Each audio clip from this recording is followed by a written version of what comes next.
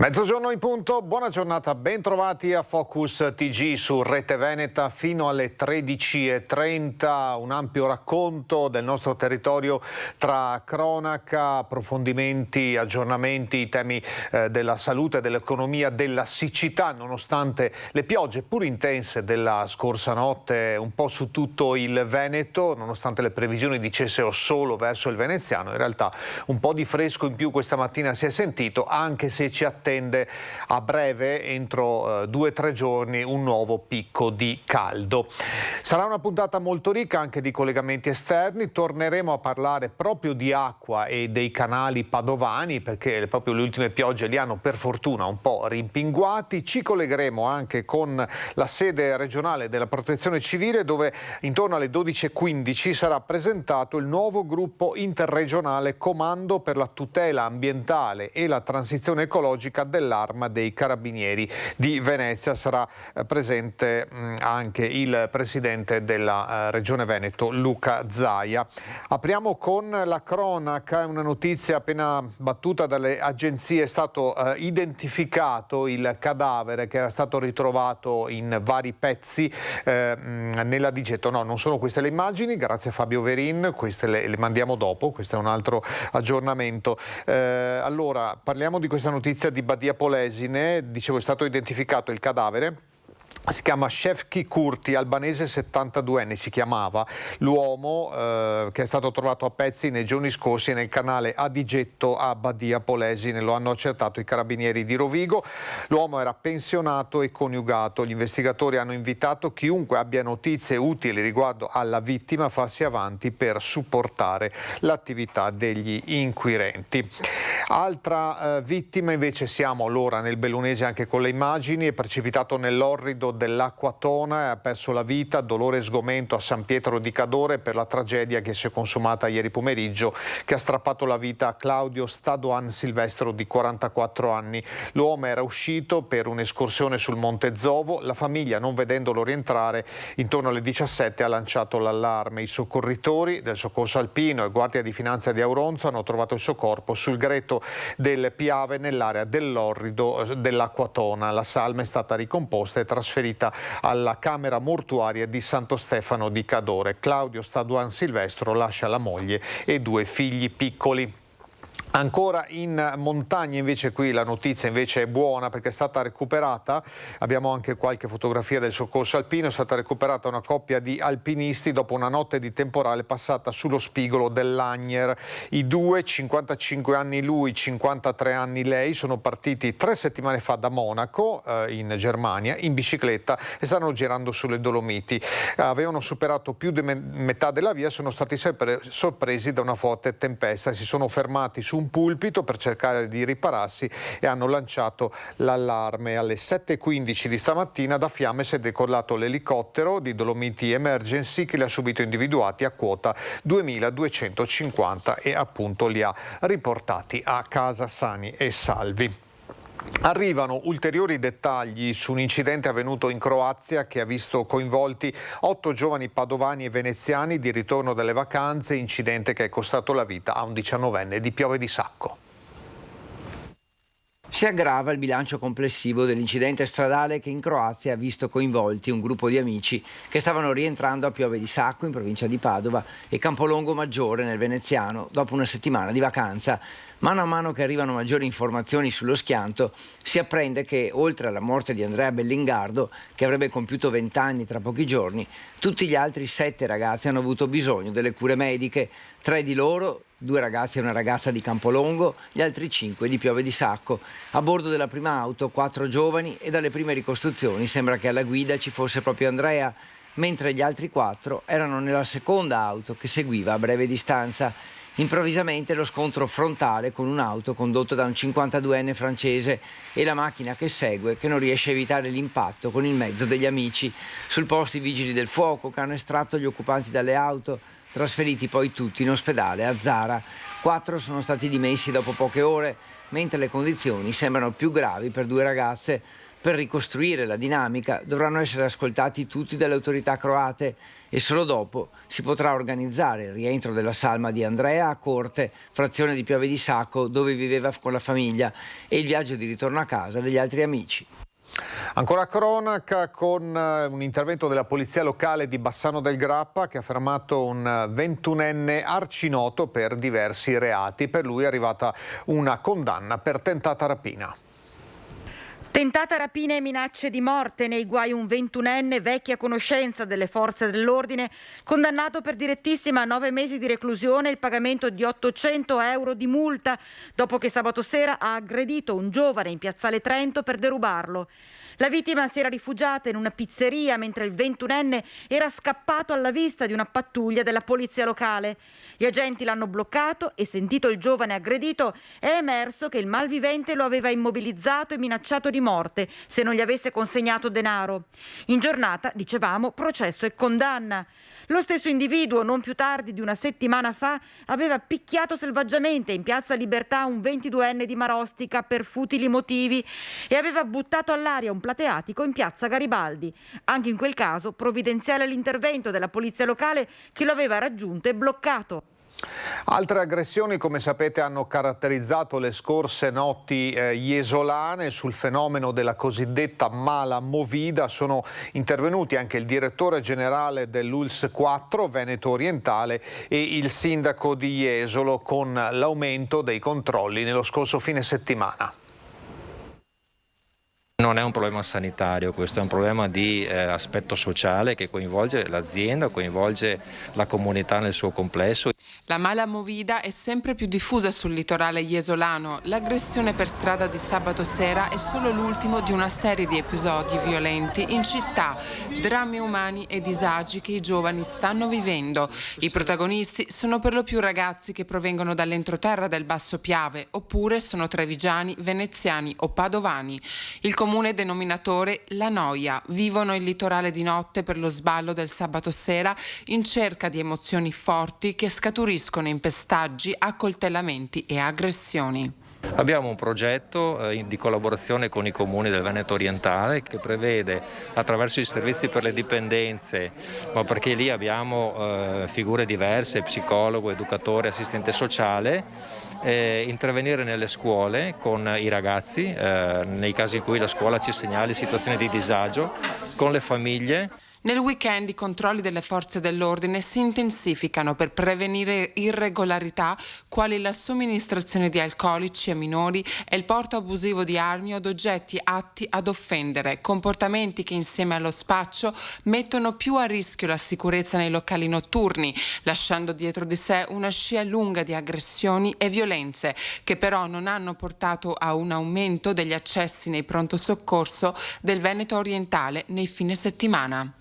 I dati che abbiamo sono fisiologici, questo non significa che li accogliamo e ce ne facciamo una ragione, quindi comunque dobbiamo intervenire, cioè noi vorremmo che violenza zero nei luoghi del divertimento, nei luoghi delle vacanze. Anche con i nuovi arrivi delle forze dell'ordine che saranno consolidati da oggi con ulteriori 25 fra Carabinieri e Guardia di Finanza, abbiamo vissuto un weekend senza episodi degni da sottolineare. C'è stato questo episodio nella zona di Piazza Milano su cui lasciamo che i Carabinieri concludano le indagini e quindi capiremo anche i contorni. Ovviamente sono episodi da censurare nella maniera più assoluta.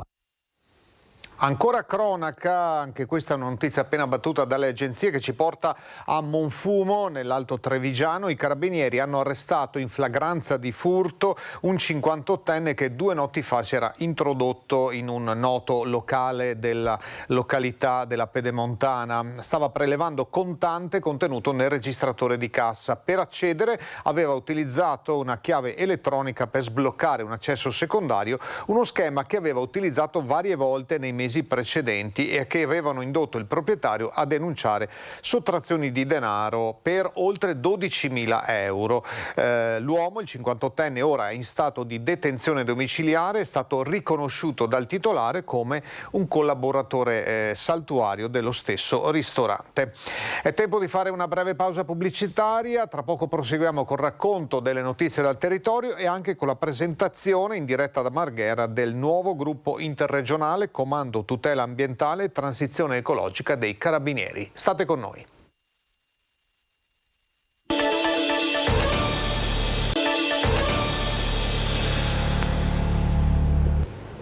Ancora insieme con Focus TG fino alle 13:30 in attesa del collegamento da Marghera per la presentazione di questo nuovo nucleo tutela ambientale e transizione ecologica dei Carabinieri.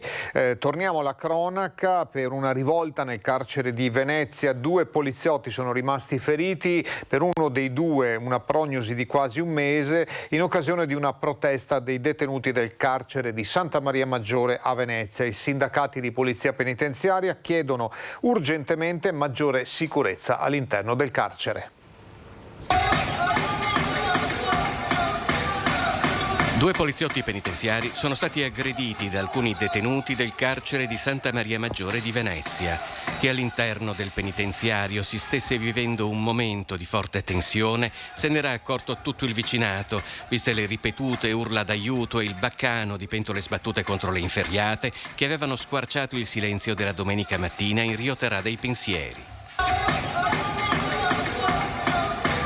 Ad avere la peggio sono stati 2 agenti intervenuti per calmare i detenuti, vittime entrambe di una violenta aggressione. Il motivo ancora non si sa, so soltanto che uno ha riportato oltre 25 giorni di prognosi riservata e un altro oltre 10 giorni di prognosi. Gianpietro Pegoraro è coordinatore regionale della funzione pubblica della CGIL per la polizia penitenziaria. Il sindacato sostiene di avere già segnalato a giugno la pericolosità di alcuni passaggi in comune tra detenuti e personale, in particolare lungo i corridoi delle sezioni. Ci sono poi altri problemi strutturali. Il primo è il problema dell'organico, il secondo sovraffollamento, il terzo che riguarda soprattutto i detenuti che non sono impiegati in attività trattamentali e quindi porta a fare tante ore in ozio e poi anche problemi per quanto riguarda detenuti che hanno problemi psichiatrici. La FP-CGIL ha chiesto un incontro urgente con il provveditore regionale dell'amministrazione penitenziaria, non solo per l'avvio di lavori che eliminino la presenza di passaggi comuni tra poliziotti e detenuti. C'è anche la mancanza di protocollo di intervento, perché noi in caso, come è successo ieri, non sappiamo come intervenire, oppure in caso di un detenuto che tenta suicidio oppure che aggredisce un altro detenuto, non siamo nelle condizioni come intervenire, non abbiamo nessuna direttiva in merito. Cioè nel caso ci fosse un'aggressione a una guardia carceraria non esiste un protocollo di intervento? Esatto, non c'è. Da Venezia a Treviso, nel quartiere San Paolo, nella cosiddetta zona del Biscione in Viale Francia, si è verificato un incendio, è stato distrutto dalle fiamme uno storico negozio del quartiere, evacuati 12 appartamenti. Ho sentito puzza di fumo, dopo sono uscita con mia nonna nel terrazzo e ho visto un sacco di fumo venire verso di qua perché era appena successo, ho visto che stava andando tutto a fuoco. Erano le 14:30 quando un rogo è divampato in un negozio di ortofrutta al piano terra di una palazzina di Viale Francia. I residenti, vedendo il fumo uscire dalla serranda del negozio, chiuso dal proprietario da poco più di un'ora, hanno immediatamente chiamato i vigili del fuoco. Le fiamme intense e una coltre di fumo alta più di 20 metri hanno portato all'evacuazione dei 12 appartamenti della palazzina. Hanno suonato tutti i campanelli, ha detto dovete, perché non si sapeva cosa fosse successo, poteva scoppiare una bombola, poteva esserci qualcosa, insomma, allora siamo tutti venuti giù. Un rogo difficile da spegnere di cui ancora non si conoscono le cause. In corso infatti le indagini da parte della polizia locale. Al momento il sospetto è che l'incendio possa essere divampato a causa di un cortocircuito del nuovo motore del frigorifero, ma nessuna pista, anche quella del dolo, è al momento esclusa. Quel che è certo è che le fiamme hanno completamente distrutto il negozio di ortofrutta, ma soprattutto i suoi 40 anni di storia. E dispiace, dopo 40 anni vedere questa cosa qua mi dispiace molto. Da Treviso nel Vicentino a Breganze, attimi di paura per l'incendio, in questo caso di un furgone. Le fiamme hanno intaccato anche un vicino capannone.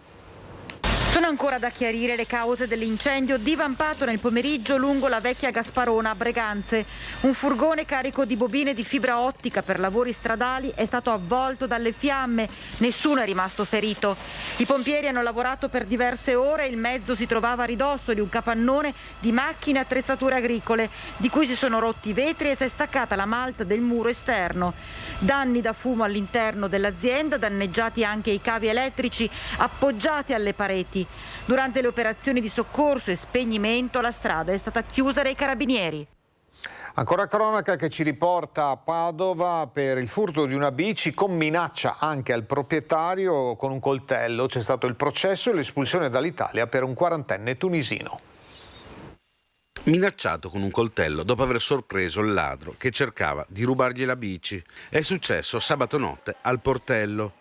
Un trentenne di origini marocchine che stava trascorrendo la sua serata nella zona universitaria ha notato un uomo avvicinarsi alla sua bicicletta, salirci in sella e velocemente allontanarsi. Ha quindi seguito il ladro, riuscendo a bloccarlo. L'uomo, un tunisino di 40 anni con diversi precedenti, l'ha spinto e per fuggire gli ha mostrato con fare minaccioso un coltello che teneva in tasca.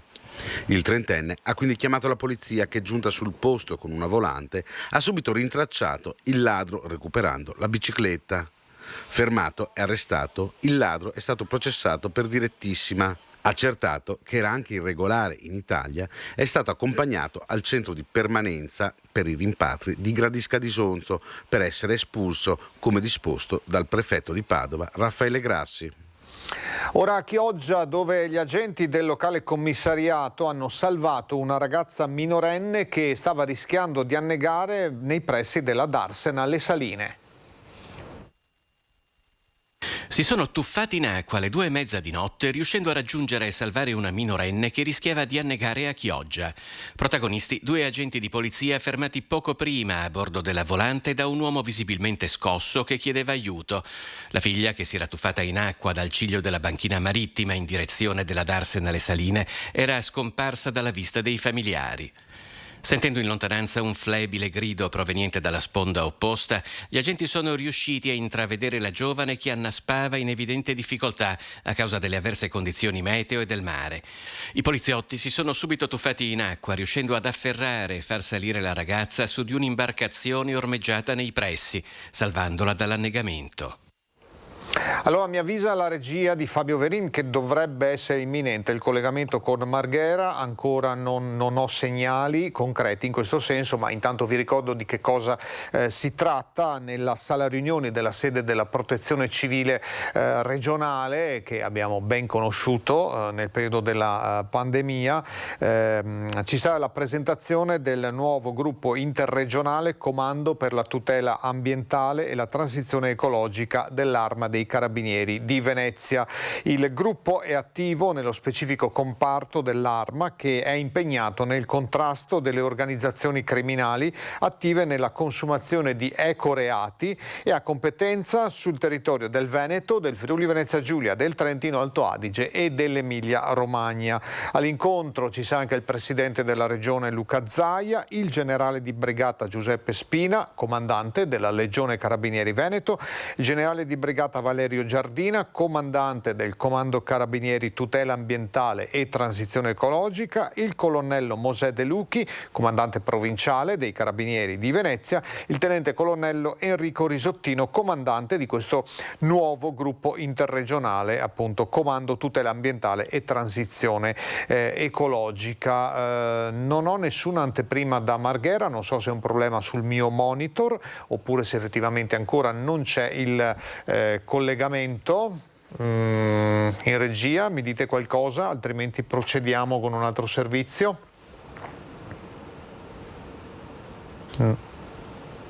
Non sappiamo.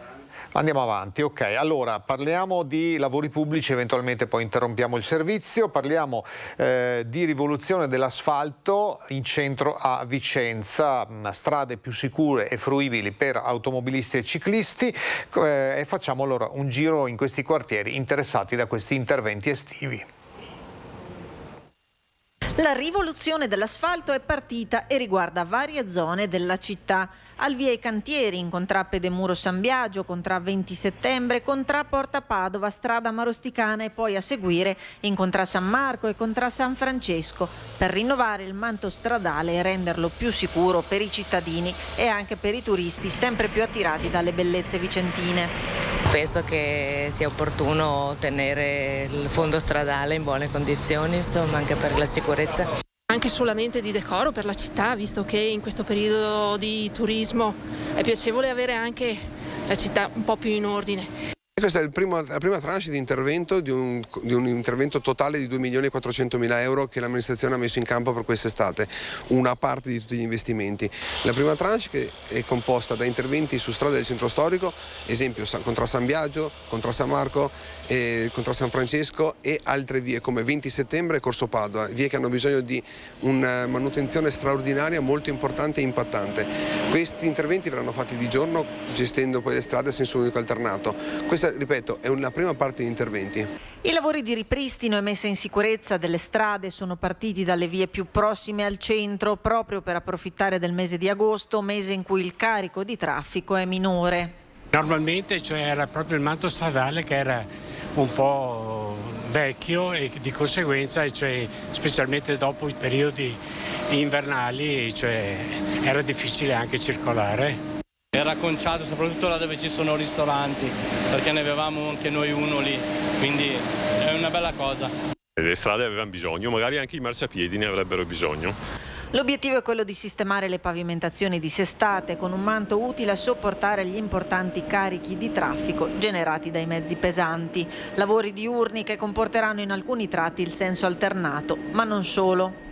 L'unica strada che subirà un intervento notturno in questo momento è strada Marosticana, quindi dalla rotatoria con Via del Verme fino a dopo il centro commerciale si interverrà di notte con senso unico alternato, ripristinando completamente la strada con scavi di grossa profondità.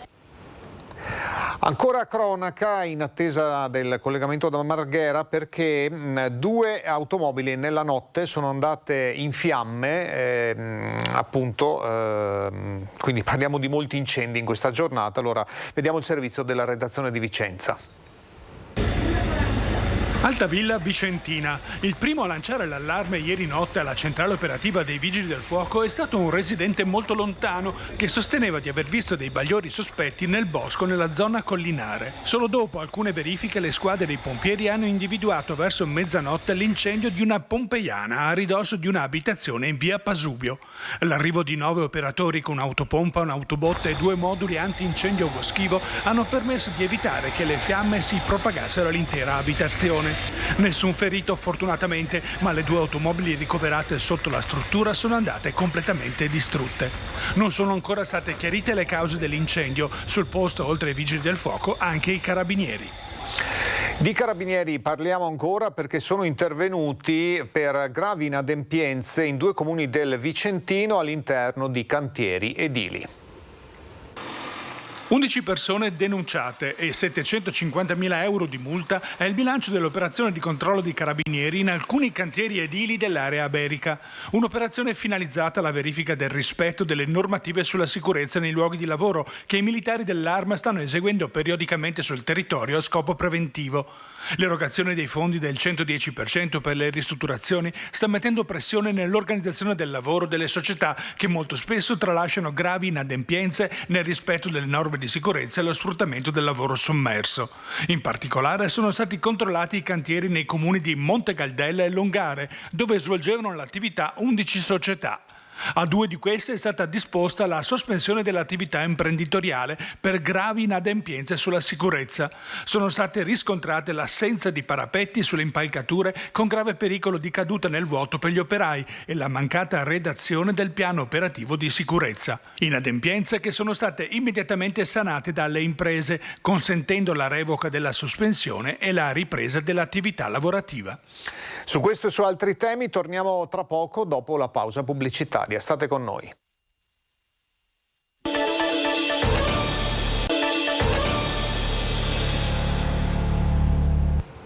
Ancora un'ora insieme con Focus TG qui su Rete Veneta. Torniamo a parlare di infortuni sul lavoro. Ne abbiamo parlato poco prima della pausa. Infortuni che purtroppo aumentano. In Veneto sono stati 7 in più rispetto all'anno scorso. Il dato sul Veneto non è confortante per quanto riguarda gli infortuni sul lavoro. Il tragico fenomeno degli incidenti sul lavoro rappresenta uno stillicidio quotidiano. In Veneto si registrano 47 decessi da gennaio a giugno 2022, 7 in più rispetto al 2021. La media mensile rimane tragicamente invariata, quasi 8 vittime sul lavoro al mese, 2 ogni settimana. Le province un po' più critiche sono quelle dove è più concentrata la moltitudine di aziende, penso alla provincia di Verona e penso invece a tutte le aziende della provincia di Venezia che sono un po' più eterogenee per quanto riguarda le loro attività. Però insomma l'attenzione deve essere dappertutto, non ne farei neanche una distinzione per provincia, deve essere un'attenzione per tutto e per tutti. Rovigo è la provincia veneta in cui i lavoratori rischiano di più, seguono Verona, Belluno, Venezia e Vicenza, mentre a Padova e Treviso l'incidenza scende. Aumentano anche le denunce di infortunio totali. Secondo l'osservatorio Mestrino Vega erano oltre 33.000 a fine giugno 2022, ora sono quasi 46.000. I settori più colpiti sono la sanità, il manifatturiero, trasporti e costruzioni. Penso alla moltitudine di piccole imprese e in queste l'incidente non deve essere una fatalità che si accetta, ma una cosa che si combatte. Ne abbiamo molte, ce ne sono molte in tutta Italia, perché l'Italia è fatta di piccole e medie imprese soprattutto e quindi bisogna avere alti livelli di attenzione. Parliamo ora del super bonus 110%, c'è stata una maxi frode da 24 milioni di euro messa a segno da un consorzio di Nervesa della Battaglia. Nei guai sono finite 3 persone, 2 i trevigiani. Il consorzio offriva questi lavori dall'A alla Z, quindi chiavi in mano. Un consorzio chiamato Casa Zero con sede a Nervesa della Battaglia, 3 le persone a capo. Il primo, un rappresentante legale, un 47enne milanese, il secondo gestiva tutte le attività, un 38enne trevigiano, il terzo, un ingegnere trevigiano di 55 anni, firmava asseverando che i lavori sulla carta erano stati eseguiti, ma almeno nel 50% dei casi non era stata montata nemmeno un'impalcatura. La Guardia di Finanza di Treviso ha scoperto una maxi frode, 24 milioni di euro di crediti fittizi intercettati, oltre 500 le commesse raccolte tra Veneto, Friuli e Lombardia, almeno 230 i lavori per i quali era già stata firmata la cessione del credito. Cosa faceva il consorzio? Non effettuava i lavori, però grazie alla compiacenza di un professionista che era l'asseveratore, certificava l'avvenuto svolgimento di questi lavori per saldi avanzamento, quindi del 30% almeno, e quindi per saldi di avanzamento, stati di avanzamento successivi. Stati di avanzamento che davano il via libera alla richiesta all'Agenzia delle Entrate del versamento del credito spettante. Insomma, così il gruppo monetizzava. Ad insospettire i finanzieri il fatto che il consorzio fosse nato proprio in piena pandemia. Mentre tutti chiudevano, questo consorzio apriva, quindi questo consorzio si costituiva perché ovviamente aveva intuito l'opportunità che sarebbe sorta grazie ai bonus che il governo avrebbe erogato di lì a poco. E il fatto che la società operativa, che di fatto doveva eseguire i lavori, al 90% era costituita da dipendenti amministrativi. Non c'erano gli artigiani che avrebbero dovuto eseguire i lavori. La Finanza invita i cittadini a monitorare lo stato delle pratiche di chi abbia avviato lavori con il bonus 110, verificando con lo SPID sul sito dell'Agenzia delle Entrate, dove tutto è nero su bianco. Se non ci sono stati lavori ma figurano delle fatture, una cessione del credito, è importantissimo rivolgersi alla Guardia di Finanza per segnalare questa situazione per i relativi approfondimenti. Se anche il cittadino non è in possesso degli strumenti tecnologici come lo SPID, il mio invito è comunque rivolgersi alla Guardia di Finanza, segnalare la situazione. Già disposto il sequestro dei crediti fiscali acquisiti, liquidità e immobili in possesso dei 3. Il capo di imputazione è truffa aggravata ai danni dello Stato. Torniamo ora a Venezia perché grazie ai fondi del PNRR la Biennale farà investimenti strutturali in alcune zone e quartieri della città, dall'Arsenale al Lido fino a Forte Marghera. L'annuncio è arrivato dal presidente Roberto Cicutto, che ci rivela anche un'altra importante novità. Il Lido sì, tra l'altro ci sono anche delle iniziative che vogliono, come per tutte le altre arti, dare continuità anche nei periodi non della mostra sul territorio del Lido in presenza, quindi probabilmente ci saranno delle attività di college che si svolgeranno al Lido anche fuori dal momento della presentazione. Dare continuità alla presenza al Lido di Venezia della Biennale di Venezia e della Mostra Internazionale d'Arte Cinematografica, non solo nel periodo del festival, ma per tutto l'anno. È un progetto di cui si parla da molti anni tra auspici e programmi, che ora però comincia a prendere una vera consistenza dalle parole del presidente della Biennale di Venezia, Roberto Cicutto. Lido, Arsenale, Parco della Bissuola e Forte Marghera sono alcune delle zone della città dove l'istituzione veneziana con i fondi del PNRR sarà chiamata a fare investimenti importanti. L'isola del Lazzaretto, diciamo che da quando è iniziato il VR è stata, come dire, valorizzata e ci sarà un allestimento anche molto importante quest'anno. La città beneficerà degli investimenti che la Biennale è stata chiamata a fare sui fondi complementari del PNRR, con grandi opere di ristrutturazione di siti importanti come l'Arsenale, il Lido stesso, Forte Marghera e il Parco della Bissuola. E sulla mancata presenza di film russi, Cicutto precisa. Abbiamo sempre detto fin dall'inizio che se non ci fossero stati dei film che dichiaratamente venivano da istituzioni governative o accompagnati da delegazioni ufficiali, noi gli artisti in tutte le arti li avremmo accolti. Non ci sono perché evidentemente il direttore Barbera non ha trovato fra quelli che sono stati sottoposti alla selezione dei film che ha ritenuto che potessero essere selezionati. Ne abbiamo parlato ieri nel corso della nostra diretta della riunione del tavolo di emergenza sul tema della siccità a Padova. Il vertice si è svolto a Palazzo Moroni. Il timore maggiore è che l'emergenza siccità diventi emergenza sanitaria. Sul tavolo del sindaco Sergio Giordani c'è un'ordinanza pronta per il divieto di avvicinamento ai fiumi. Il Comune, attraverso il sindaco, emanerà un'ordinanza che obbligherà i cittadini di stare lontano dai canali, dai corsi d'acqua e dai fiumi, quindi dobbiamo impedire il contatto con l'acqua. È attesa ora l'ordinanza del sindaco Giordani, divieto di contatto con le acque dei fiumi e dei canali interni della città, divieto di pesca, di qualsiasi forma di balneazione e navigazione, divieto anche di dar da mangiare agli animali che vivono nei fiumi e lungo gli argini. Resta alta l'attenzione per evitare che l'emergenza siccità sfoci in emergenza sanitaria. Le analisi compiute da ARPAV sulle acque interne sono in queste ore all'esame dell'unità di crisi che si è riunita per la prima volta a Palazzo Moroni. E proprio questo è proprio il rischio igienico-sanitario che dobbiamo contrastare, tenendo lontane le persone dalle acque, chi può andare a pesca o chi si avvicina anche per curiosità o via discorrendo, insomma, quindi qui da evitare il contatto e presidiare anche gli animali che vivono nel fiume, perché anche attraverso di loro diciamo che può esserci questo tipo di situazione. Va detto anche che però l'innalzamento dei livelli, che garantisce anche un deflusso che è ripartito diciamo dell'acqua, ecco, ci aiuta, ci viene incontro e ci dà un potenziale margine di miglioramento della situazione, almeno temporaneamente. Una boccata di ossigeno a cui si è aggiunta la pioggia delle ultime ore. Al momento è rientrato l'allarme per quanto riguarda l'inceneritore, mentre persiste il problema zanzare, vettori della diffusione del West Nile. L'invito ai cittadini è quello di proteggersi e di usare i repellenti, soprattutto nelle ore serali e notturne. È iniziata proprio in questi attimi, con un po' di ritardo, la conferenza stampa a Marghera. Diamo la linea alla sede. Grazie per essere qui oggi. Volevo ringraziare, appunto, salutare il generale Giardina, il generale Spina, e poi ovviamente io lascerò la parola a loro. Noi siamo onorati di ospitare, quindi abbiamo accolto subito con piacere questo invito e abbiamo dato subito disponibilità di ospitare, diciamo, l'Arma dei Carabinieri, che oggi presenta un'iniziativa che è unica.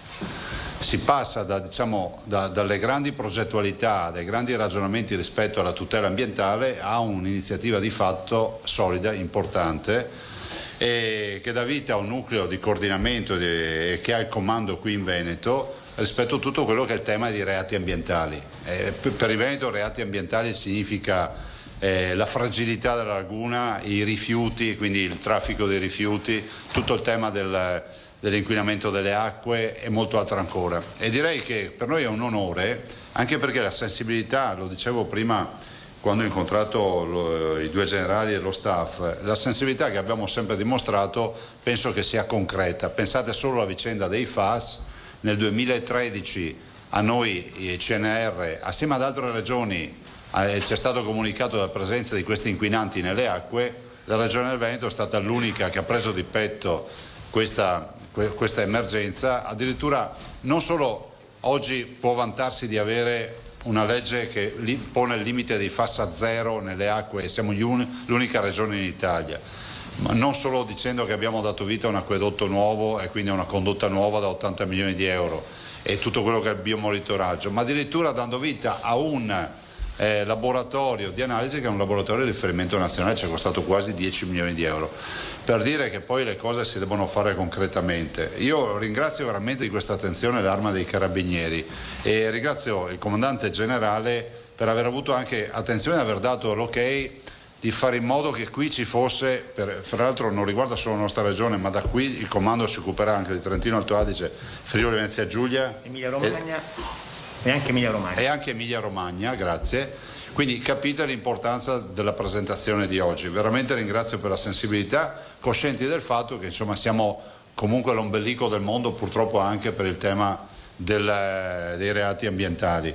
E questo ci permetterà di essere ancora più vicini ai cittadini, di raccogliere le istanze. So che lo staff, e ringrazio anche tutte le persone, ovviamente tutti i carabinieri, gli amministrativi, insomma tutti coloro che lavoreranno in questo nuovo comando, perché comunque sarà per noi un punto di riferimento. Ricordo, e poi chiudo, che il comando lavora in stretta collaborazione con la DDA, quindi con la direzione distrettuale antimafia, e quindi con il dottor Cherchi e la Procura di Venezia, che creerà un unicum anche su questo fronte. La Regione c'è, è assolutamente a disposizione. Io lascio la parola al generale Giardina, se non ho capito male, e dopo il generale Spina. Le cedo anche il posto. Parli a cedo. Bene, grazie. Per un po' glielo cedo. Non ho... Dipende se lo gradisce. Non ho aspirazioni in questo senso. Bene, Presidente, naturalmente in questa fase i buoni propositi sono ovviamente fondamentali e io vorrei partire prima di tutto dal ringraziamento che va inevitabilmente a lei, perché ovviamente in questi anni, al di là della creazione del gruppo, ci è sempre stato costantemente vicino, ha espresso una sensibilità istituzionale unica e che ha permesso appunto la realizzazione, grazie anche naturalmente all'impegno dei ministri Cingolani e Guerini, di appoggiare la proposta del comandante generale Teo Luzzi di creare un gruppo Carabinieri tutela ambientale che coordina di fatto il lavoro effettivo, le attività investigative dei 5 NOE dell'Italia del nord-est.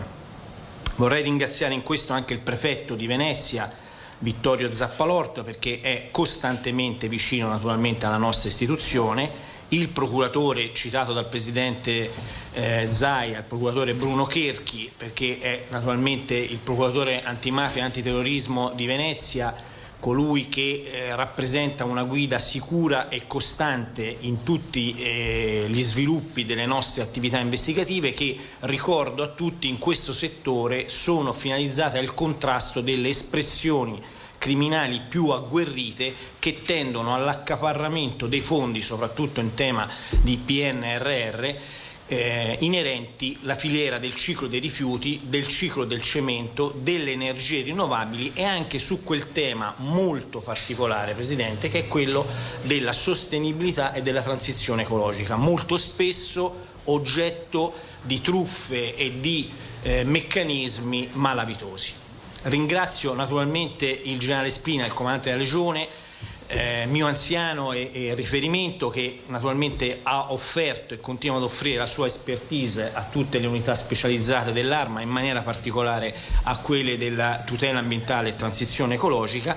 E mi permetto 2 citazioni rapide, se lo consente Presidente, alla signora Tatiana Dal Santo, che è la vedova del luogotenente Fabio Lagattolla, per anni presente al nucleo di Venezia, ha istituito praticamente tanti anni fa il nucleo di Venezia, e per noi è motivo di orgoglio naturalmente e anche di vicinanza appunto ai suoi anche 3 figli, Roberto, Riccardo e Alessandra, averli qui vicino con noi. E infine un saluto al generale Giampaolo Ganzer, figlio di queste terre, punto di riferimento istituzionale dell'Arma e testimone vivente di quel modello investigativo di contrasto alle organizzazioni mafiose voluto e ideato e progettato dal generale Dalla Chiesa. Il comando gruppo tutela ambientale quindi si propone come obiettivo il contrasto alla minaccia di criminalità organizzata ambientale, come dicevo prima, in tutte le sue manifestazioni, soprattutto quelle di carattere naturalmente mafioso, ma non soltanto, perché in questi contesti naturalmente è presente quella che noi chiamiamo l'imprenditoria deviata, che evidentemente sottostà o in alcuni casi è infiltrata direttamente dalle organizzazioni criminali. L'altro obiettivo naturalmente è quello di razionalizzare con le unità territoriali dei colleghi della Legione Veneto e dei colleghi dei Carabinieri Forestali quella che il nostro comandante generale chiama la missione verde, cioè la prossimità ambientale. Quindi l'Arma dei Carabinieri, che è la prima polizia europea d'ambiente, la prima polizia europea ambientale, ha realizzato un modello che ci auguriamo possa costituire anche riferimento per le altre forze di polizia nazionali, ma anche naturalmente per le polizie locali. Ecco, queste a grandi linee sono i nostri obiettivi. Non ho per il momento, vorrei che passino presto alcuni mesi per darvi poi contezza, per farvi dare contezza dal comandante del gruppo di Venezia, che è il tenente colonnello Enrico Risottino, come dicevo al Presidente 2 minuti fa, figlio di questa terra, e quindi con una motivazione scelto è arrivato qui a Venezia con una motivazione particolare, naturalmente per garantire tutto il possibile per la sicurezza della salute naturalmente dei cittadini e per rendere naturalmente l'ambiente più sano possibile. Io avrei terminato e lascerei la parola al generale Spina, a cui cedo il posto.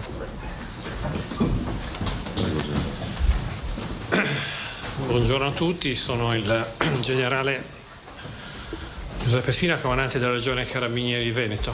Un saluto e un grazie per l'ospitalità al Presidente Zaia, che mi consento di cogliere l'occasione, ringrazio per l'affettuosa considerazione con cui sostiene il lavoro dei Carabinieri e delle forze dell'ordine in genere.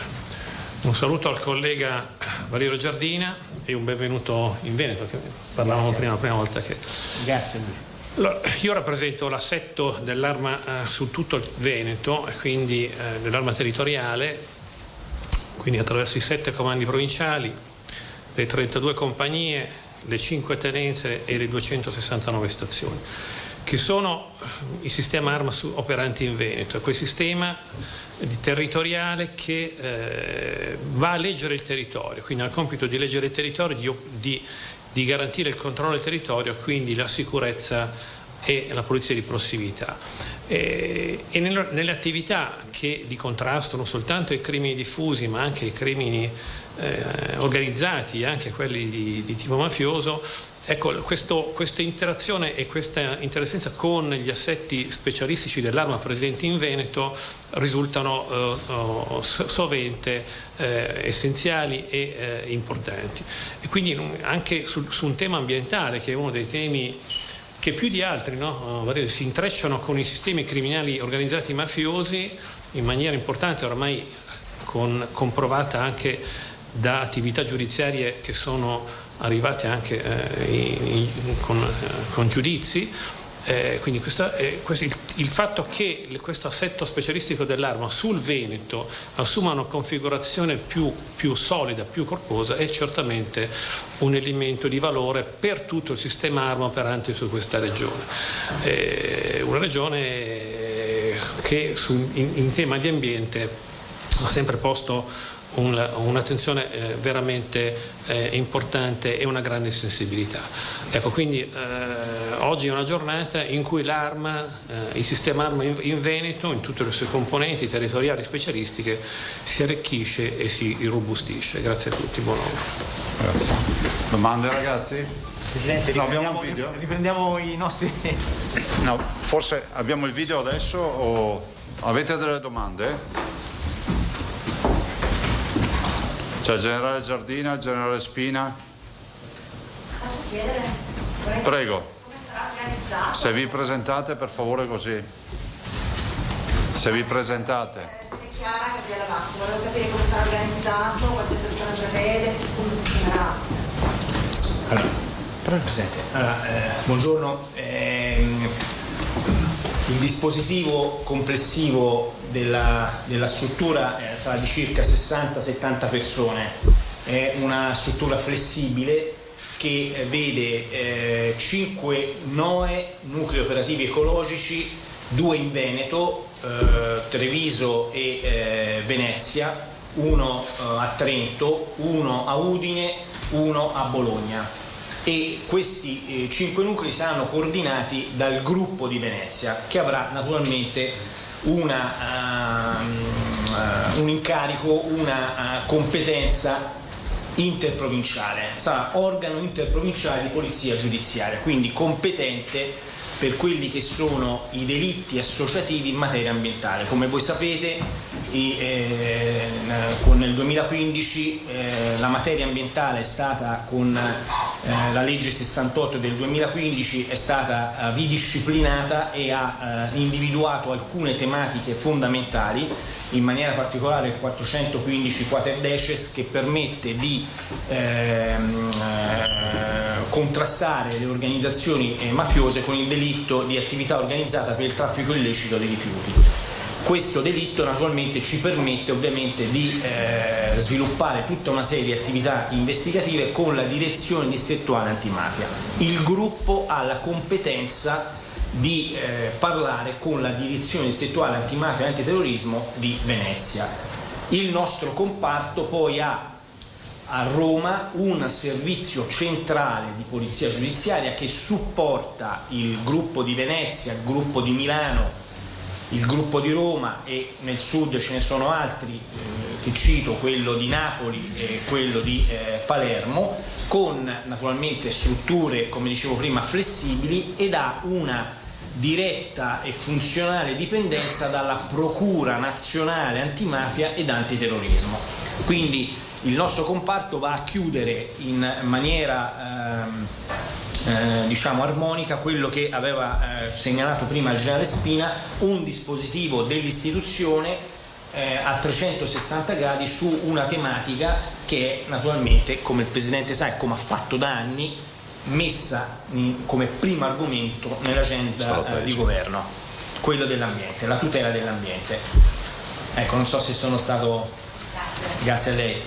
E dunque questa un'ampia presentazione, un nuovo servizio in più a tutela anche dei cittadini del territorio, la presentazione del nuovo gruppo interregionale Comando per la tutela ambientale e la transizione ecologica dell'Arma dei Carabinieri di Venezia. Tra poco invece torniamo a parlare di acqua, di siccità, breve pausa pubblicitaria, a tra poco.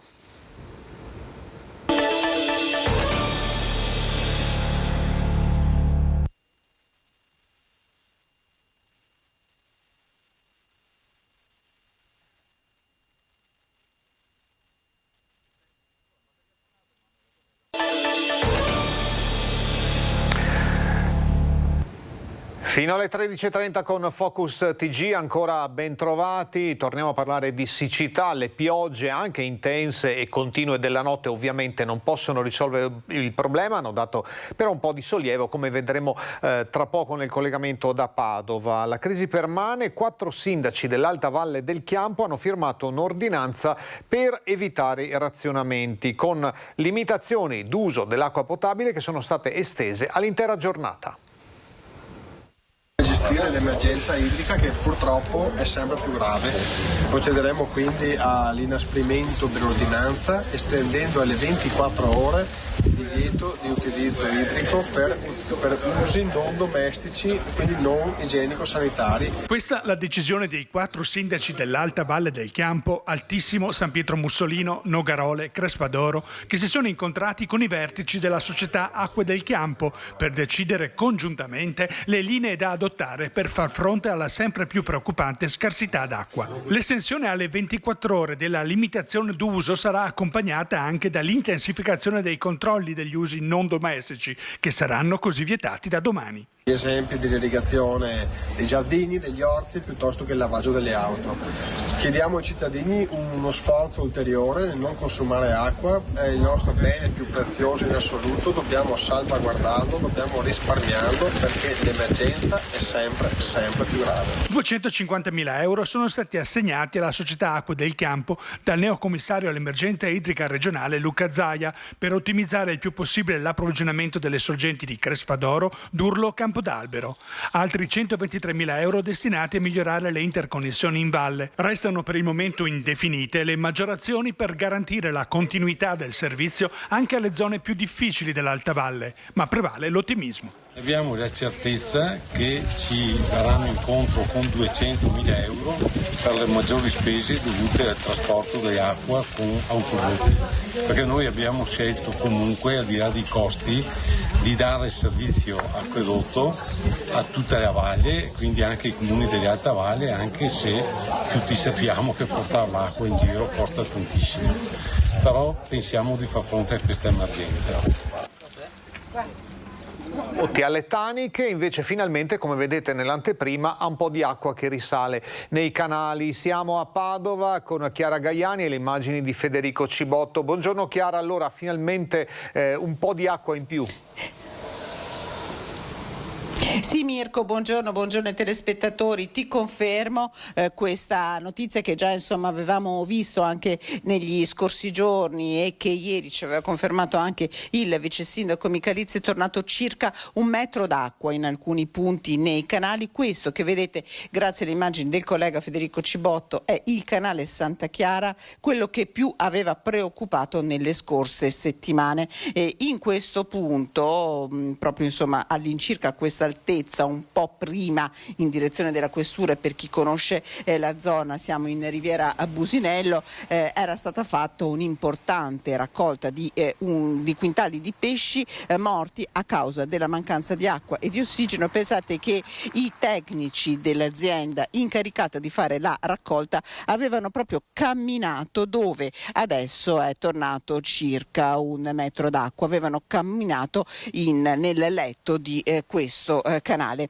Sono circa 10 chilometri, è di 10 chilometri la lunghezza dei canali interni della città di Padova, quindi una lunghezza decisamente importante. L'acqua è tornata per effetto molto parziale delle piogge, soprattutto che sono cadute in montagna nei giorni scorsi, ma soprattutto grazie ad una manovra effettuata dal Genio Civile in collaborazione con i consorzi di bonifica, che ha fatto in modo che rientrasse dell'acqua nella città di Padova. Ecco, questo forse è un punto in cui si vedono pochi pesci, magari grazie al collega ci spostiamo in una zona un po' d'ombra, perché ovviamente i pesci in queste ore calde cercano anche loro un po' di refrigerio, e vi facciamo vedere come proprio siano tornati a ripopolare di pesci, come questo canale sia tornato a ripopolarsi di pesci, un canale che non ne aveva più. Fauna ittica, ci diceva il presidente della cooperativa Piovego, che nei giorni scorsi ha fatto tra l'altro proprio la raccolta delle carcasse di pesci morti. Fauna ittica che gode tutto sommato anche di buona salute in questo momento, grazie all'ossigenazione presente nell'acqua, ma soprattutto grazie grazie al continuo deflusso. Come potete vedere, insomma, si vede che l'acqua si sta muovendo e questo fa in modo che ci sia una maggiore presenza di ossigeno e soprattutto il deflusso garantisce la diminuzione degli inquinanti, apportando quindi delle migliorie alla qualità di quest'acqua. Questa è una delle zone, tra l'altro, dove il Comune di Padova ha incaricato l'ARPAV di effettuare dei prelievi la scorsa settimana ed è una delle zone incriminate. Vi raccontavamo ieri, insomma, la presenza di sostanze inquinanti. Insomma, tutti sono abbastanza ottimisti da questo punto di vista e pensano che nei prossimi giorni sicuramente i livelli possano migliorare. Ovviamente l'attenzione è massima. Si è riunita questa mattina l'unità di crisi che è stata costituita in Comune a Padova proprio su questo fronte, emergenza siccità che rischia di trasformarsi in emergenza igienico-sanitaria e questo ovviamente nessuno lo vuole, quindi il monitoraggio sarà continuo. Il sindaco ha sostanzialmente sul tavolo, il sindaco di Padova Sergio Giordani, un'ordinanza pronta ad essere firmata che stabilisce il divieto di avvicinamento alle acque dei canali e dei fiumi di Padova, quindi divieto di balneazione, divieto ovvio il divieto di balneazione, ma soprattutto divieto di pesca, divieto di navigazione, ma anche divieto di banalmente scendere lungo l'argine per dar da mangiare agli animali che vivono lungo il fiume. L'ordinanza dovrebbe essere firmata a ore, stiamo attendendo proprio la conclusione di questo tavolo che si è riunito in mattinata a Palazzo Moroni. Altra attenzione che dovrà essere fatta, e qui il Comune chiede la collaborazione dei cittadini, è quella degli scarichi che portano appunto acqua dei canali, che devono essere monitorati e verificati da parte dei cittadini. Ecco, mi sembra insomma di averti fatto un quadro, non so se hai altre curiosità, Mirko. Sì, ecco, volevo chiederti, hai detto è salita di circa 1 metro l'acqua, che non è poco, insomma, visto che era praticamente a zero, ma rispetto al livello ordinario questo canale com'è? Credo sia ancora basso.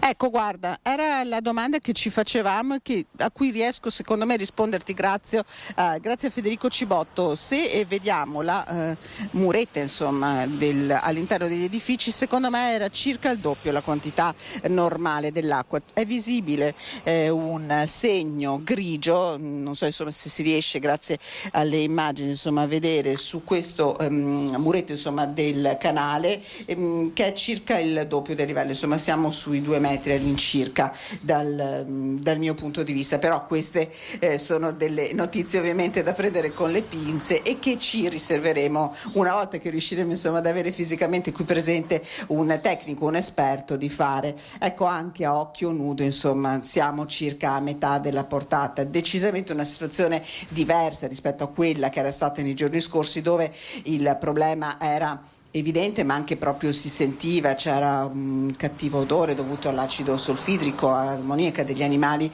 in decomposizione lungo tutto il corso. Soprattutto questo, il canale Santa Chiara, è stato quello che davvero ha più preoccupato nelle scorse settimane le autorità civili e sanitarie della Ecco città. Chiara, allora ieri abbiamo fatto con te un aggiornamento meteo sul caldo all'esterno di Palazzo Moroni, ci sono state piogge un po' dappertutto in Veneto, anche forse non del tutto previste. Com'è stata la situazione meteo nel Padovano nella notte? Allora, nel Padovano è piovuto sostanzialmente più o meno insomma dalle 4 e sino alle 10 di questa mattina. Devo dire una pioggia che al mio risveglio all'alba mi ha rincuorato. Non ci sono state situazioni di criticità, tranne insomma del vento un po' forte nella zona di Este, un albero abbattuto, ha richiesto l'intervento dei vigili del fuoco, ma si è limitata sostanzialmente a questo la situazione. Il cielo è davvero molto bello, molto azzurro in questo momento su Padova, dove la temperatura sta tornando a salire, ma insomma fino a un paio d'ore fa diciamo che si stava davvero bene. Sono state delle piogge quantomeno consolatorie. Esatto, in attesa della piogge della che, nuova se mi ondata. permetti di aggiungere Sì, dimmi.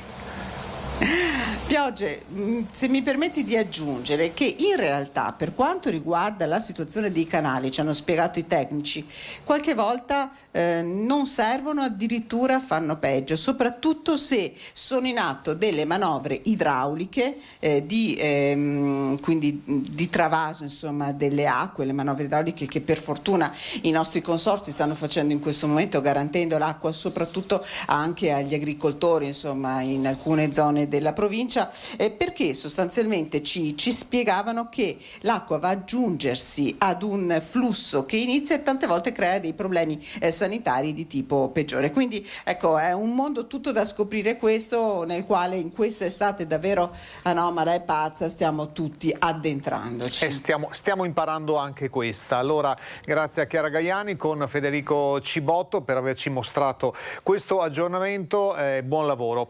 Noi andiamo in pausa, l'ultima pausa pubblicitaria, prima di darvi altre notizie anche e ancora sul tema siccità, ma non solo. State con noi.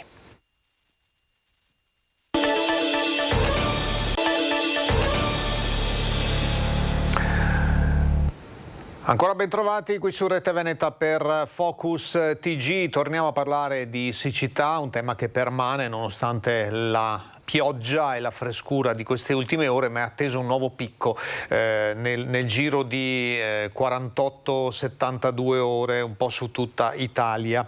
I danni colpiscono, come sappiamo, l'agricoltura, in particolare anche nel veneziano. Secondo Davide Montino di Coldiretti la perdita sarà tra il 60 e il 65%. Quanto ha perso lei in percentuale? Percentuale siamo attorno a un 45-50% oggi, che vedremo quest'inverno perdere il 60-65%. Davide Montino non ha neanche 30 anni. L'azienda agricola Mirano se l'è messa in piedi da solo pochi anni fa. Delegato dei giovani di Coldiretti Venezia, fa parte di quella nuova generazione che ha puntato su un settore oggi messo in ginocchio da una siccità le cui conseguenze sono appena iniziate. Questo quando l'ha piantato? Questo abbiamo piantato una quindicina di giorni fa, soia è il secondo raccolto e come vediamo si sta già lessando prima di emergere dal terreno. Questo oramai è andato? Questo oramai è andato. Qui lei prima coltivava radicchio? Qui coltivavamo radicchio e doveva ritornare il radicchio quest'anno. Visto l'emergenza siccità e non sapevamo se riuscivamo a avere acqua per irrigare, abbiamo deciso di seminare soia. Però sembra anche che la soia niente da fare. Sono più di 3 mesi che qui non si vede una pioggia degna di questo nome. Anzi, la poca che è caduta ha portato più danni che benefici, generando funghi patogeni che danneggiano le colture. Questi dovevano essere tutti i fiori, sono secchi. I fiori della soia è secco, qua doveva esserci tutti i baccelli di soia, ma qua ormai... Per cui non si ricava niente? Qui non si ricava niente. A portare un po' di conforto è rimasto il lusore. Il suo livello si è abbassato di 1,5 metri, la qualità dell'acqua è quello che è, tanto che sono morti diversi pesci, però intanto c'è. Basta infatti fare qualche chilometro e altri agricoltori non hanno la stessa fortuna. Tra periodi di siccità e di forte maltempo, il meteo è davvero cambiato. L'anno scorso, più o meno nel periodo estivo, abbiamo subito 3 trombe d'aria e ci hanno fatto parecchi danni. Abbiamo 3 tunnel per garantire comunque della produzione sia anticipate che posticipate di prodotti, però sono andate completamente distrutte. È sempre più difficile. È sempre più difficile, sì. È sempre più difficile, un tema che torneremo ad affrontare ancora con altri servizi e approfondimenti nei nostri telegiornali. Torniamo alla cronaca con una notizia appena arrivata dalla questura di Vicenza. La polizia postale delle comunicazioni ha denunciato una donna di 55 anni, residente nel Vicentino, per vilipendio alle istituzioni. Un reato che questa donna ha commesso mediante la diffusione attraverso i canali di comunicazione social. Il 18 luglio scorso su Facebook, sulla pagina Facebook di un noto giornale locale, era stato inserito un post contenente un articolo riguardante un famoso giocatore di calcio fermato e perquisito dalla Polizia di Stato, un caso che ha fatto scalpore a livello nazionale. Tra i vari commenti spiccava quello diffuso appunto da questa signora con considerazioni gravemente ingiuriose e lesive del prestigio, del decoro e dell'onore della Polizia di Stato. La donna dunque è stata per questo identificata e denunciata all'autorità giudiziaria. Si è conclusa la sperimentazione di 2 mesi per il risparmio energetico attraverso lo spegnimento dell'illuminazione pubblica a Belluno dalle 2 alle 4 di notte. L'assessore Paolo Gamba si è confrontato con gli uffici competenti per valutare i risultati, però non mancano le polemiche. Belluno ha dato un taglio all'illuminazione pubblica per 2 mesi, giugno e luglio, e i lampioni del centro e delle zone periferiche sono stati spenti dalle 2 alle 4 di notte. Un provvedimento passato in sordina fino a qualche giorno fa, quando più di qualche cittadino insonne e a spasso per la città è rimasto sorpreso dall'assenza totale di luce nel centro cittadino e nelle frazioni. La decisione di spegnere i lampioni, tutti i lampioni, è stata assunta lo scorso mese di maggio con delibera della Giunta Massaro, d'intesa con i sindaci di altri comuni per far fronte al rincaro dell'energia elettrica. La misura sperimentale è scaduta la notte scorsa e ora la palla passa alla nuova amministrazione. Come intendete procedere? Ci sono 2 alternative: o spostiamo ancora di qualche mese questa sperimentazione di 2 ore dalle 2 alle 4, oppure cerchiamo di trovare una soluzione mettendo un lampione sì e un lampione no. Adesso chiederò anche le autorizzazioni da parte della prefettura per capire se questo è possibile. Una misura che ha portato un risparmio pari al 18% della spesa totale, che i rincari dell'energia si stima porteranno a un aumento di 500.000 euro in più rispetto al 2021, ma che impatta sulla percezione della sicurezza pubblica. I problemi di sicurezza sono altri, non solamente la luce, ci sono altri tipi di problematiche, ed è chiaro che questa cosa qui nasce dal fatto che non si è pensato prima a determinate soluzioni. Io so che Conegliano, Vittorio Veneto hanno pensato molto prima a cambiare le luci a LED, hanno pensato molto prima a fare il fotovoltaico, hanno pensato molto prima a trovare soluzioni alternative. Oggi il Comune si trova ad affrontare una vera e propria emergenza di bilancio. Fare economie e risparmiare sono le parole d'ordine dell'assessore Gamba. Non parliamo solo ed esclusivamente di economie per la luce o per il metano o per il gasolio. Parliamo di dover andare a vedere punto per punto dove possiamo risparmiare per dare i benedetti servizi ai cittadini. Torniamo alla cronaca con un grave incidente mortale a Ogliano, frazione di Conegliano. Ha perso la vita Graziano Bortolotto, 67 anni, molto noto come alpino e donatore Avis. Un impatto violentissimo, lo scooter travolto dall'auto. A morire Graziano Bortolotto, 67 anni, alpino, impegnato nel volontariato e donatore Avis. Una tragedia che ha lasciato la comunità senza parole, sotto shock. Da una prima ricostruzione l'auto guidata da un 29enne del posto proveniva da Vittorio Veneto e da un tratto ha svoltato verso l'abitazione, travolgendo lo scooterista che proveniva dal senso opposto. Nulla da fare per il 67enne morto sul colpo. L'uomo abitava a pochi metri dal luogo dell'incidente. Strazianti le urla della moglie e della figlia giunte sul posto pochi istanti dopo la tragedia. Il problema degli incidenti stradali mortali è in aumento, c'è stata una recrudescenza proprio in questo 2022, anche se i numeri sono molto più bassi rispetto ad esempio a 10 o 20 anni fa, ma il problema si ripropone, tanto che l'ULSS 2 Marca Trevigiana, l'ULSS 4 Veneto Orientale e la Regione Veneto insieme ai sindaci hanno firmato un protocollo proprio per arginare questo fenomeno. Ci preoccupiamo delle morti causate dal Covid e dalle altre malattie, ma non ci preoccupiamo dei morti sulla strada. Secondo l'Istat, gli incidenti sono la prima causa di morte nei giovani tra i 15 e i 24 anni. Sono le dichiarazioni e i dati che hanno anticipato la conferenza stampa di questa mattina, che ha riunito sullo stesso tavolo ULSS 2, ULSS 4, Regione Veneto, associazioni, conferenza dei sindaci delle rispettive aziende sanitarie per la firma di un protocollo d'intesa per la riduzione del rischio di incidenti stradali. Se nel 2021 sulle strade hanno perso la vita 58 persone, nella prima metà del 2022 siamo già a 39, per non parlare delle centinaia di persone rimaste lesionate a vita. Per spiegare ai neopatentati quali sono i veri rischi: l'alcol, le sostanze e soprattutto l'uso del smartphone, perché purtroppo è dimostrato il 35% degli interventi di incidenti sono legati allo smartphone. Interventi destinati a neopatentati ma anche agli adulti. Noi chiediamo la patente di guida, ovviamente per un tir che pesa un tot di tonnellate e non chiediamo una patente di guida per un monopattino che va a 25 km all'ora, che va al fianco del tir e può essere risucchiato dal tir. L'obiettivo dell'intesa è quello di promuovere e aumentare la consapevolezza sui rischi della strada, ma anche creare pratiche di azione condivise, sia per la prevenzione, con il lavoro nelle scuole e nelle autoscuole, sia per il dopo, il sostegno economico e psicologico alle famiglie. Ad esempio anche purtroppo l'organizzazione di un funerale con un dispendio di volontari, insomma delle situazioni che non siamo abituati fortunatamente a gestire. L'importante è adesso creare un coordinamento per arrivare nei prossimi casi che purtroppo ci saranno, perché gli incidenti sono all'ordine del giorno, in maniera preparata e soprattutto condivisa. E sicuramente nel caso della nostra conferenza di sindaci ci sarà cittadinanza attiva, con cui lavoriamo già assieme, con un gruppo di lavoro composto appunto da soggetti che vanno a rientrare a diverse aree, salute mentale, disabilità e tutti gli esiti che emergono rispetto a questo. I primi incontri e tavoli di lavoro ci sono già stati, azioni già presenti sul territorio ma che per la prima volta avranno un'unica cabina di regia, quelle a favore delle vittime ma anche dei familiari, azioni di consulenza per le associazioni ed anche per le forze dell'ordine.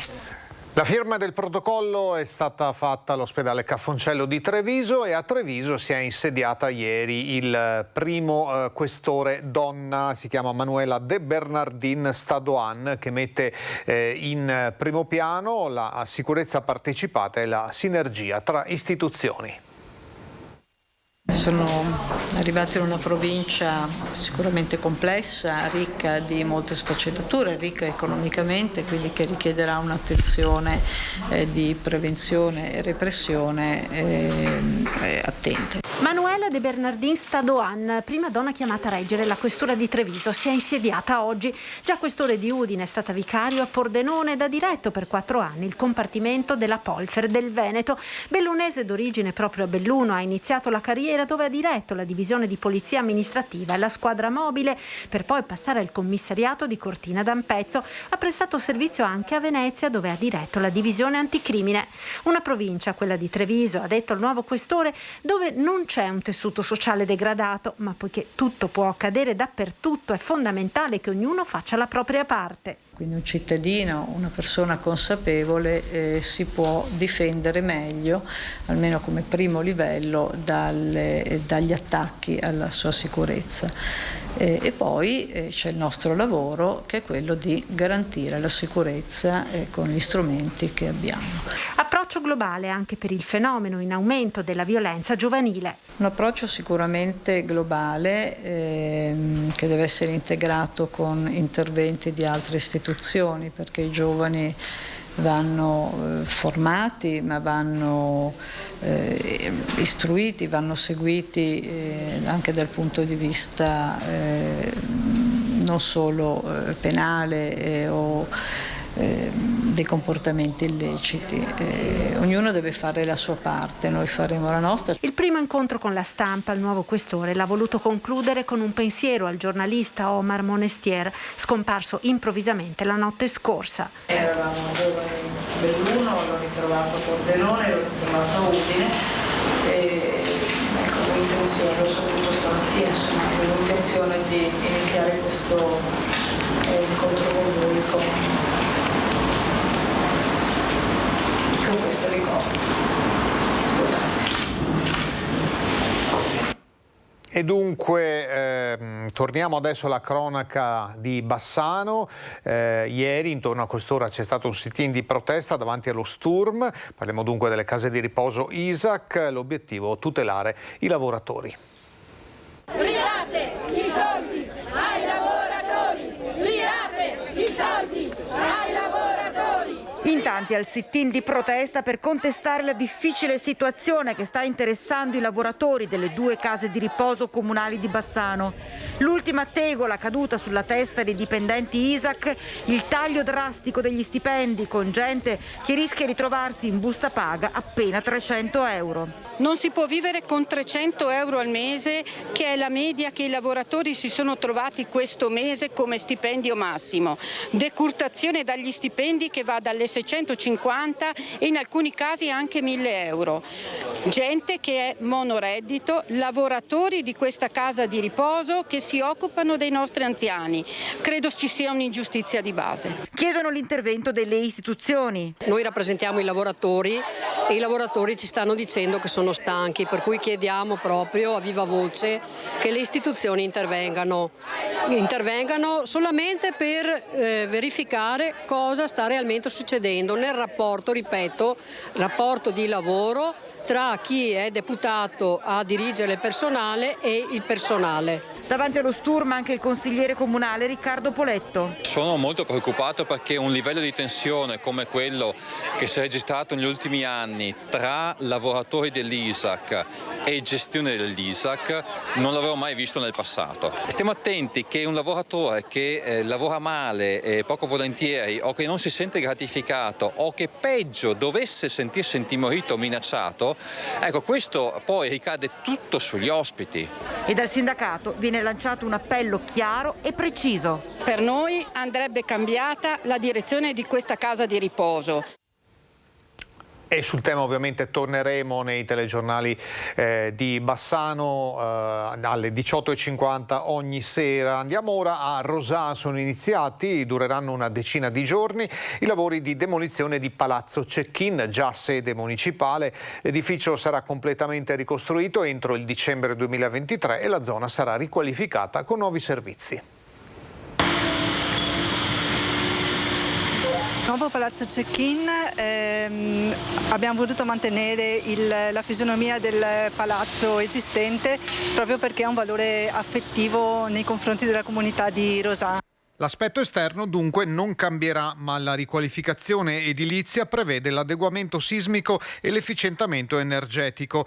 Il nuovo Palazzo Cecchin in piazza Pontida, già sede municipale, sarà più moderno e accogliente a beneficio dell'intera comunità. Rosà è una città viva e piena di associazioni, abbiamo anche delle associazioni molto attive e quindi questi spazi permetteranno loro di organizzare nuove iniziative sociali e culturali, quindi che ci aiuteranno anche a portare in alto sempre di più il nome di Rosà e quindi a proporre nuovi progetti da mettere a disposizione della cittadinanza. L'importo complessivo dei lavori è di 2.100.000 euro. Un intervento già programmato anni fa, un intervento che abbiamo finanziato con la scorsa amministrazione nel piano delle opere 2021-2023.